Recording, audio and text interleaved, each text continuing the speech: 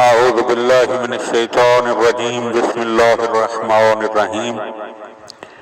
مولا کائنات حضرت امیر المومنین علی ابن ابی طالب علیہ السلام کے مجموعہ کلام نہج البلاغہ کے پہلے باب کا خطبہ نمبر 97۔ مولا فرماتے ہیں کہ جو ہو چکا ہے اس پر ہم اللہ کی حمد کرتے ہیں، اور جو ہوگا اس کے مقابلے میں اس سے مدد چاہتے ہیں، جس طرح اس سے جسموں کی صحت کا سوال کرتے ہیں، اسی طرح دین و ایمان کی سلامتی کے طلبگار ہیں۔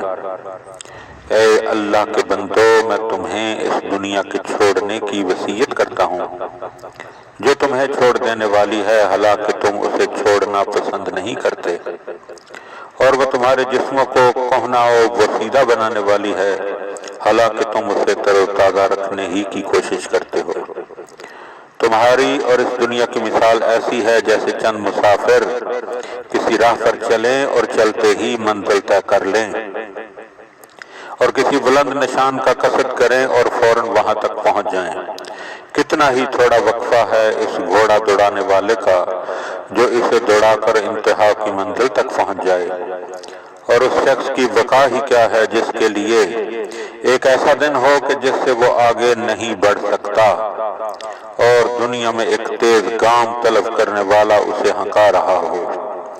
یہاں تک کہ وہ اس دنیا کو چھوڑ جائے۔ دنیا کی عزت اور اس میں فخر و سربلندی کی خواہش نہ کرو، اور نہ اس کی آرائشوں اور نعمتوں پر خوش ہو، اور نہ اس کی سختیوں اور تنگیوں پر بے صبری سے چیخنے چلانے لگو، اس لیے کہ اس کی عزت و فخر دونوں مٹ جانے والے ہیں، اور اس کی آرائش اور نعمتیں زائل ہو جانے والی ہیں، اور اس کی سختیاں اور تنگیاں آخر ختم ہو جائیں گی۔ اس کی ہر مدت کا نتیجہ اختتام اور ہر زندہ کا انجام فنا ہونا ہے۔ کیا پہلے لوگوں کے واقعات میں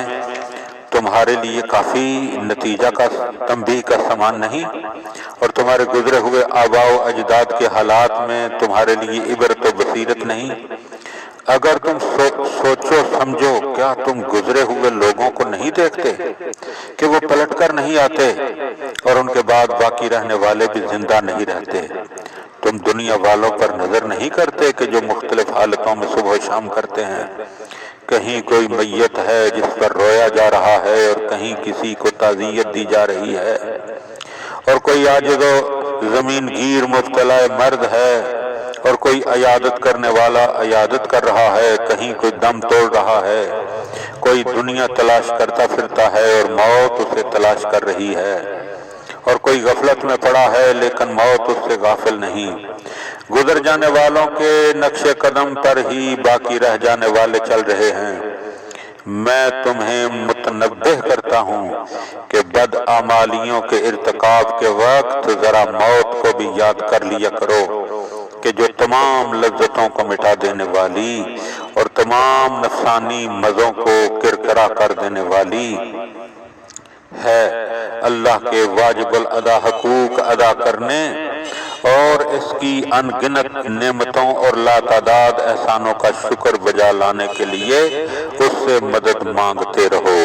اللہم صلی علی محمد و آل محمد۔